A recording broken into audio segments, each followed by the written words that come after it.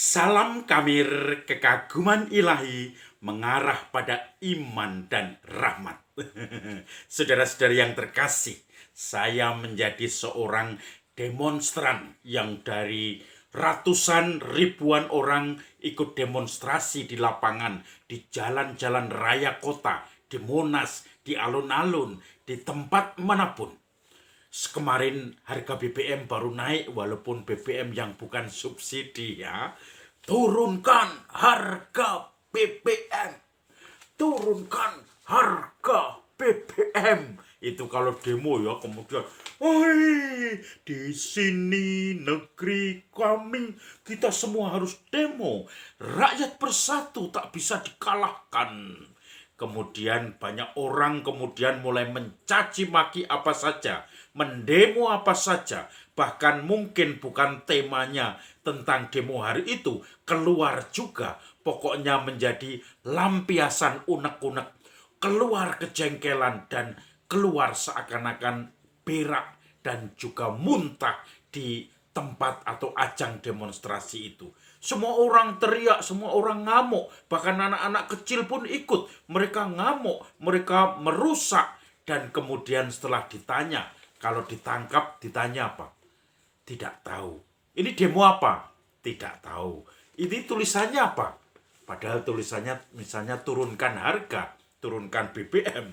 Tetapi kalau ditanya tidak tahu. Bahkan ada anak yang baru kelas 6 SD, kelas 1 2 SMP juga ikut teriak-teriak, ikut merusak karena usia segitu semangat-semangatnya untuk melawan segala kemapanan. Maka saudara-saudari yang terkasih, demo, tetapi ketika itu kuat, ketika rame, berani, bahkan berani membakar ban-ban di jalan, berani ikut melawan polisi, melawan aparat, pada saat orang berkumpul dan anonim. Ratusan, ribuan, bahkan hanya puluhan, mereka merasa kuat, mereka berani. Tetapi ketika sudah ditunjuk, kamu dari mana? Ditangkap satu, sudah menangis, sudah nanti menyediakan surat perjanjian minta maaf dengan meterai 10.000. Nah, ini saudara-saudari yang terkasih, anonim, orang mengatasnamakan kelompok, tetapi selalu merasakan ketika pribadi dia tidak punya orientasi. Dia bingung kenapa saya ada di tengah-tengah kelompok itu, hanya ikut-ikutan saja.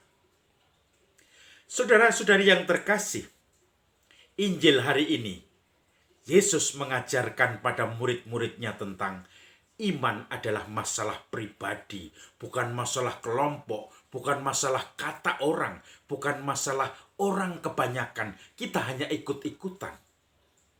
Yesus bertanya pada para muridnya, kata orang, siapakah aku ini? Ada yang mengatakan Yohanes Pembaptis, ada yang mengatakan Elia, ada yang mengatakan salah seorang dari nabi.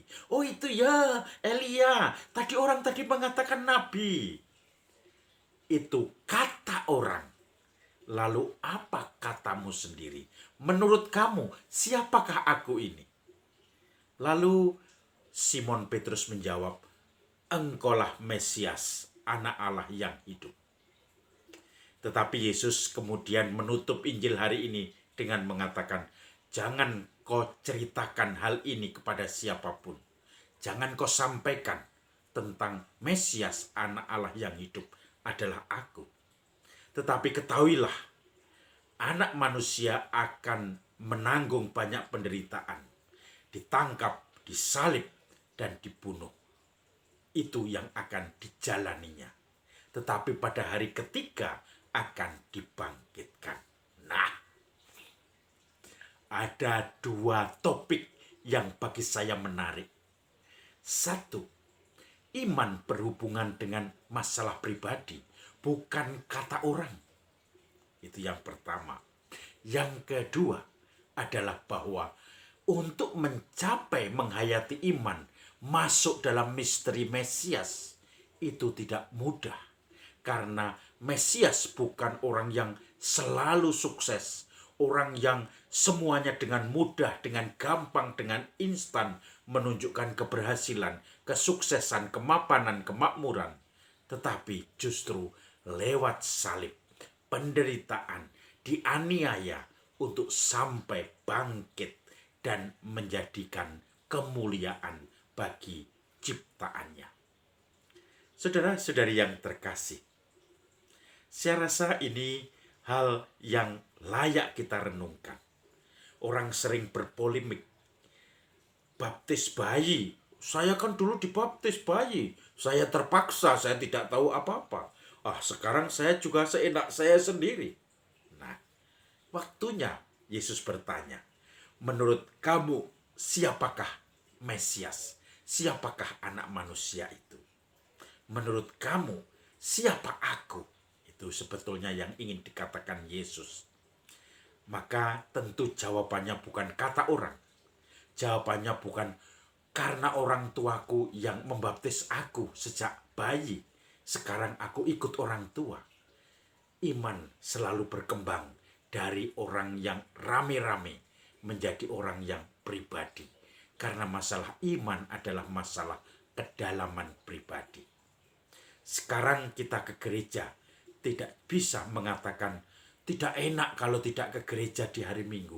Tidak enak kalau tidak aktif dalam pendalaman iman. Apa kata orang? Nah, kata orang, nanti saya dirasani, nanti saya dianggap orang yang tidak peduli pada lingkungan. Saya dianggap keset, malas, tetapi selalu motivasinya harus pribadi. Kenapa hari Minggu saya memuliakan Tuhan di gereja? Bukan karena takut atau malu dikatai orang, tetapi karena saya butuh untuk bersyukur pada Tuhan bersama umat-umat yang lain. Saya butuh. Saya ingin Tuhan hadir dalam hati saya. Dan tidak hanya hadir secara personal. Tidak hanya hadir di dalam doa-doa pribadi, tetapi di dalam perayaan bersama umat lain. Dan saya pribadi membutuhkan itu. Pribadi tidak pernah kata orang, tidak pernah disuruh kakek, nenek, bapak, ibu, disuruh bos, majikan, karena saya semua mempunyai prinsip. Iman adalah diri saya sendiri. Yang kedua juga masalah bagaimana menghayati iman itu yang benar. Tidak bisa instan. Kalau kita sudah mulai tidak ada semangat, tidak ada gairah. Seakan-akan usaha kita gagal karena kita kadang kepingin instan. Saya ikut sana karena ingin saya menang. Saya teringat pada saat pilkada pertama kali di Indonesia dilakukan seluruh Indonesia serentak.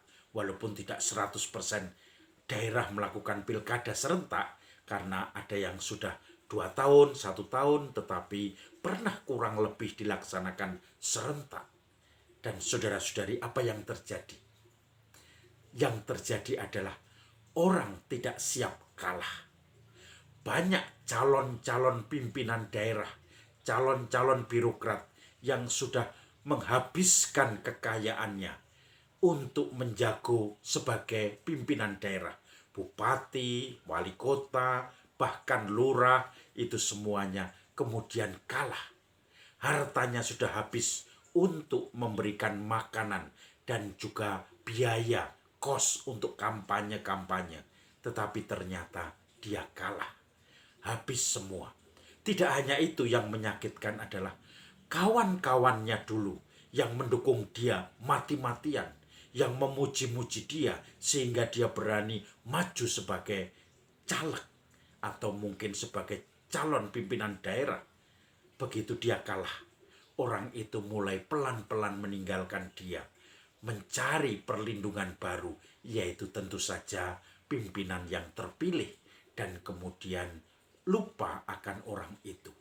Kehilangan harta benda, kehilangan sahabat-sahabat yang tadinya dia percaya yang tadinya sangat mendukung, tetapi karena kalah dalam pilkada, ditinggalkan. Dan akhirnya kita ingat, ada caleg gagal, calon bupati gagal. Dia dirawat di rumah sakit karena stres, karena gila. Padahal sebelumnya dia seorang pengusaha sukses di daerahnya. Karena habis segala usahanya. Bahkan dia pulang melarikan diri dari rumah sakit itu hanya memakai celana dalam, tidak memakai baju, tidak memakai pakaian lengkap, karena sudah stres, tidak bisa menerima akibat dari kekalahan itu, akibat ditinggalkan banyak orang.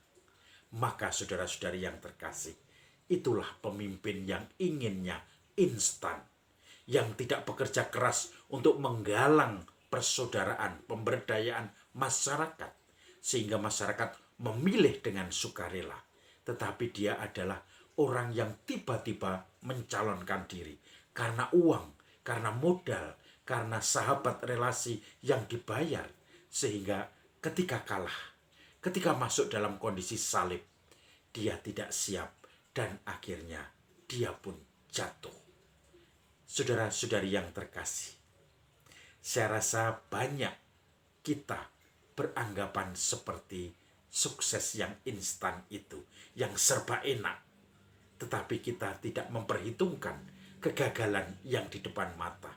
Kita kadang tidak mengkalkulasi bahwa ada rencana-rencana yang tidak berjalan baik.